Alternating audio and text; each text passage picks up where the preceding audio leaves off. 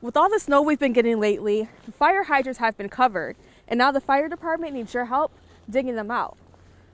This is where two men broke into the back of the store, got stuck trying to get inside of the store, and then the security camera caught it all. Dropping off your prescriptions is as easy as getting in your car, drive up, and hand them over. Good. We're taking a journey back in time some 65 million years to explore some of the largest creatures that have ever walked the earth. Bikers sometimes get quite the bad rep, but these bikers here today are showing that they are more than what meets the eye. With schools across the country cutting arts programs, one local school district is making sure their students learn the importance of arts through chalk. It was here where families watched helplessly as their loved ones were bussed away by immigration and custom enforcement agents. A group of students wanted to give back to the community this holiday season, so they took to Pinterest and found this idea for mason jars to give to Christ's table. Today, residents at a local retirement home got a special visit from a favorite Ohio State superfan with a larger-than-life personality. The 2018 gubernatorial race is in full swing, and today Secretary of State John Husted stopped in Zanesville to speak with his supporters. They were just returning home from a fun day in Detroit when two men began firing at them from the porch. The woman got hit, grabbed onto the door, got back into the vehicle, and her mother rushed her to the hospital. She said, "Mom, I'm shot."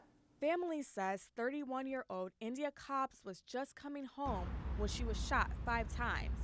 Cobbs, who was 6 months pregnant, took 2 of those shots to the stomach, 2 in the legs, and 1 in the arm. Well, she fell. She almost fell, but she caught herself, and she had enough of strength to get back into the truck.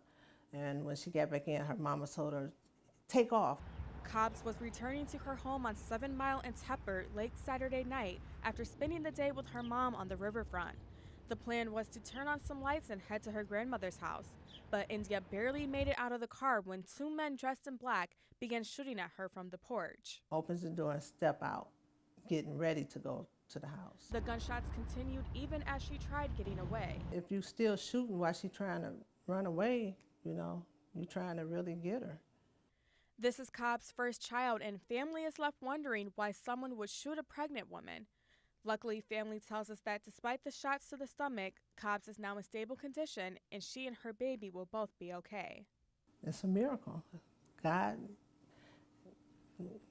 wanted her to have the baby. Police say that the house was ransacked and a gun was stolen. However, it is unclear if that is the same gun that was used to shoot India. India and her baby are doing okay and are both expected to survive. On Detroit's east side, I'm Rodneya Ross, Local 4.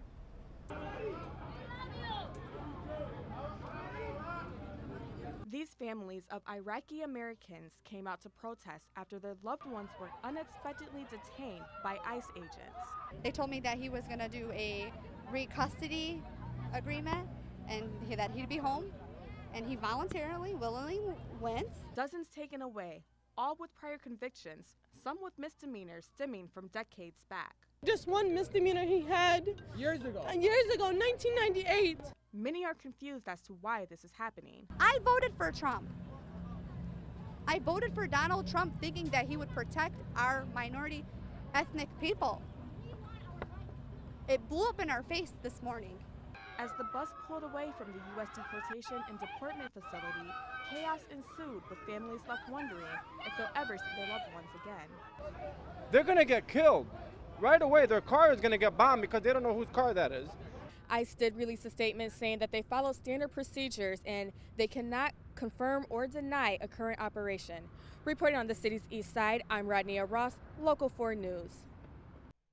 Once again, Christmas has come early for local kids who may not be able to have a traditional holiday. We buy for 60 kids in the area who need some extra holiday cheer, whether it's a financial need or some kids in the past, it's just been they've had a rough year with things other than school or family. So we just like to let the teachers and the staff pick those who need some extra cheer for the holiday season. Like the Rotary Christmas Party, the Kiwanis Club hosts children from different schools and buys them presents from the wish list they wrote for Santa. So we're very similar in that we're just service organizations who want to reach out and help the community.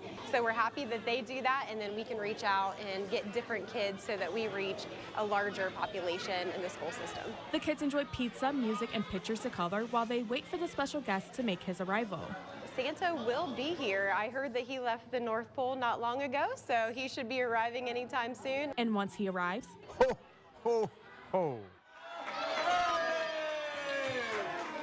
the kids are filled with laughter and excitement. Just seeing the smiles on the kids' faces when Santa comes and when they get to open their gifts and everything. So it's very exciting from a Key Clover standpoint to watch how you can, just by being here, influence someone's actions. Santa says Rudolph and the other reindeer gave him a bit of a hard time on his trip to Zanesville, but even still, the joy of the children made the journey worthwhile. Santa loves to be part of it, and they do a good job with these children.